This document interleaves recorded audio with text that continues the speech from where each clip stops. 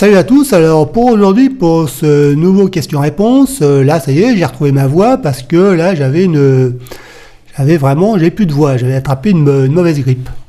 Alors pour cette semaine, la question c'est, un broker peut-il tricher, c'est-à-dire lessiver en quelques jours un petit portefeuille volontairement, j'entends par petit portefeuille, disons 3 000 à 5 000 euros.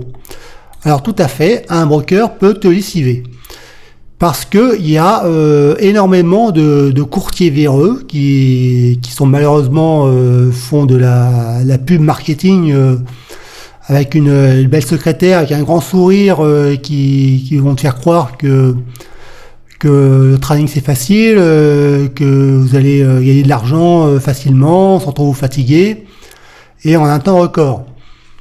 Et la règle d'or, c'est d'abord d'aller sur le site de l'AMF pour consulter toute la liste noire des courtiers qui sont interdits. D'ailleurs, j'ai en dessous de la vidéo, j'ai mis toute la liste des courtiers forex qu'il faut éviter, que l'AMF a mis sur son site pour dire n'allez pas chez eux parce qu'ils vont vous plumer.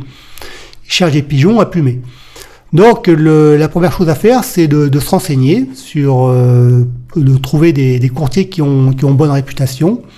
Alors les courtiers qui ont bonne réputation, ils sont souvent très connus, hein. Ils sont conseillés par tous les traders qui sont sérieux. Et j'ai même écrit quelques articles sur les courtiers à choisir, hein, qui sont les courtiers des courtiers fiables, hein, qui sont des courtiers à une bonne réputation. Alors ensuite,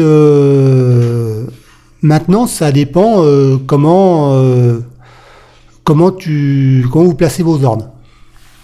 Parce que par exemple quand vous placez vos stops, eh bien la plupart des débutants, ils se font sauter leur stop facilement parce qu'ils les placent beaucoup trop près. Et un stop, ça doit toujours être placé loin, très loin, pour éviter de se faire sauter, parce que en fait c'est comme un filet de sécurité. Si il y a, par exemple, vous êtes sur les indices ou sur le forex et puis qu'il y a une banque centrale qui intervient, qui a une news inattendue, eh ben vous n'avez pas le temps de réagir. Et c'est là où le stop vient en fait vous sauver, vient limiter la casse. Alors c'est pour ça que les stops se placent toujours très loin et que le vrai stop, quand vous coupez une position, c'est plutôt un stop mental, quoi. Ça veut dire que si le trade est invalidé, vous coupez, vous clôturez la position et puis c'est comme si vous avez passé un stop mental, mais avant vous avez pris soin de placer un stop très loin au cas où il y aurait un imprévu. Donc si vous faites ça, eh bien le courtier pourra pas vous faire sauter votre stop.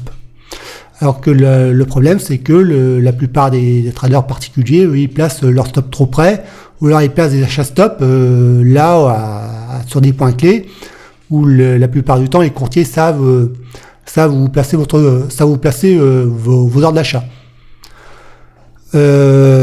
Donc s'il faut d'abord vous renseigner sur la fiabilité du courtier, pour ça vous allez sur le site de l'AMF, vous allez dans les forums, vous cherchez sur Google si le courtier a une bonne réputation, et puis ensuite après vous pouvez ouvrir un compte.